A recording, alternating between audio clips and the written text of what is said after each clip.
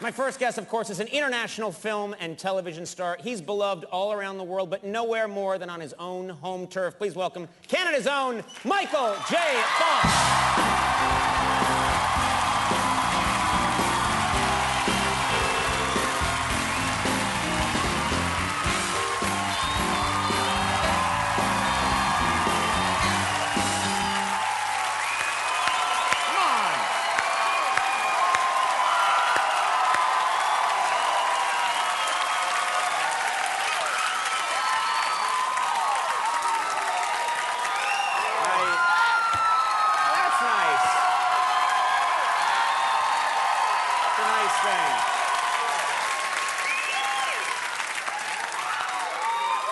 Good for the soul.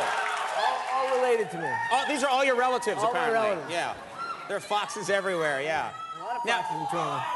Do Canadians always treat you like that? Is that the treatment you get if you, in some other part of the world, if you run into a Canadian? Well, yeah, I don't think it's, I mean, we all do that to each other. I mean, it's like, it's true. It's like this Canadian, it's like we have this kind of ass-sniffing thing, you know? We like, it's like... Wait, that's something very different, no, probably. You can be anywhere. I don't know how else, because you can be anywhere, and someone will go, hey, Mike, Canadian. And they're like, yeah, oh, yeah, cool, where are you from? But they can just, everybody's like, it's like, the first thing you have to do is announce you're Canadian. Right, right. No matter where you are in the world, like, it's like, hey, Canadian? Canadian. It's like, just want you to know, if while we're in Turkey, I'm also here. Yeah. That's the other funny thing is there's probably also this assumption that you know, that people think that, hey, he's Canadian too, you guys probably know each other. It's like a pretty large landmass. That's an American thing, right? In America, they say, they'll say, where are you from? I'll say Vancouver, and they'll say, I got a friend in Toronto, you must know him. You guys see each other at the local store all the time. Now, did you speak, speaking of Canada and going to America, did you work to lose your accent? Did it happen naturally? To lose my accent? You mean to get my American accent? Yeah, yeah.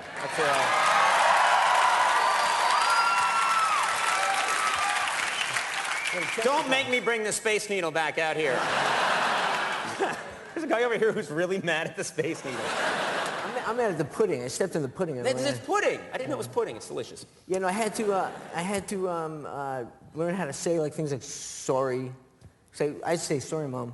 Sorry, Mom. I got to go out, and I'll be back about 5. Right. Whereas, like in America, I had to think of like Indira Gandhi. I had to think of like an Indian dress, like sorry. So you had to work on that stuff. Yeah. Sorry, Mom. Sorry, Mom.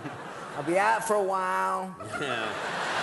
Like mouth stretching exercises. Yeah. You sounded Texan for a while there. Yeah. It got pretty weird. Now, you moved to L.A. when you were in high school. Yeah. And I'm imagining... Literally in high school. Literally in high school. That's a scary time in your life to make such a big move. Were your teachers supportive? Were the people in your life supportive when you made this big move? My family was supportive. I left school in 11th grade. Don't try this at home.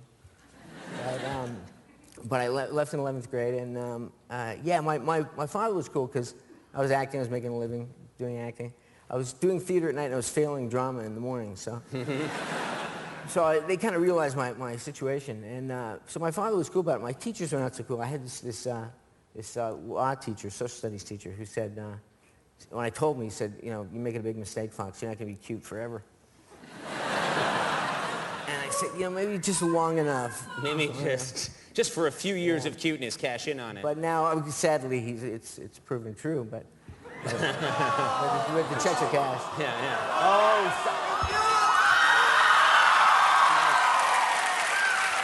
boy, it's great to be up here. They won't have any self-deprecating wit here. They're not having it. So great to be up here. So, and you had to, for a while, you had no money when you first moved to the States, no, right? I was selling, this is a story I always tell, but I sold my sectional couch section by section.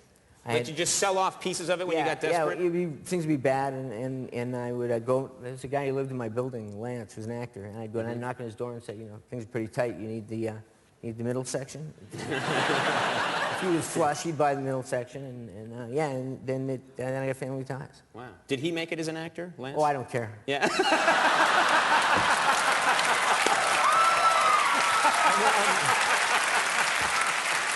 I'm not buying it back. Yeah, yeah. Now, you're on Scrubs now. That's a show I really enjoy. It's a funny show. And you play a doctor. It's a good part. It's a funny, you're a doctor with obsessive compulsive disorder, and this is something you know a little something about because you have a little bit of OCD, well, don't you? I have one thing, but I don't know if it's technically OCD, but if I see, I can't even talk about it. If I see fingernail damage, or fingernail damage, like a torn finger? Yeah, okay, see okay, now, okay, all right. You don't like that. I have this ritual I got to go through, and I got to press every single fingernail, like that. And that's it. Now there's a commercial. You got to rub your gums, too? Yeah, it's weird. I have no idea what that's about, but there's a commercial in the States for some kind of fungal remover. And these little, I can't even say it.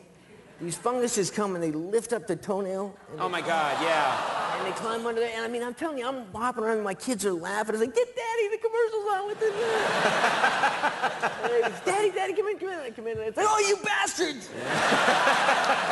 You shameless little Those bastards. are mean kids. Oh, they're awful. And then you're rubbing your hands and...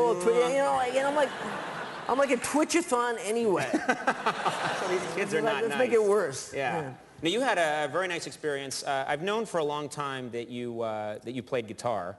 And recently, and in the first Back to the Future movie, you got to play some really good. It's going to be good. Which was you playing, I've always heard. Well, I finger synced it. I mean, right, you finger synced it, it sounds dirty, but it really isn't. Oh, yeah. I got a story on that later.